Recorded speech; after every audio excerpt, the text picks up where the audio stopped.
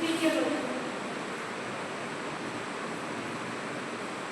यही है ना, ह्यूमन एनाटॉमी एंड फिजियोलॉजी एक कर रहे थे। अब आज जाने की नहीं वहां पे कल रिकॉर्ड होगा आपको बता।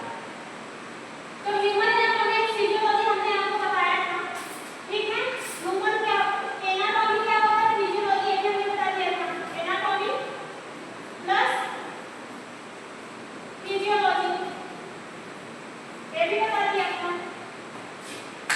बता दें कि नहीं। तो ह्यूमन एनाटॉमी फिजियोलॉजी दो वर्ड से मिलकर बना है anatomy plus physiology.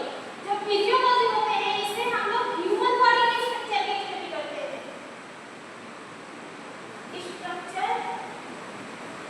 Structure of human organ के स्ट्रक्चर की स्टडी करते हैं। जो फिजियोलॉजी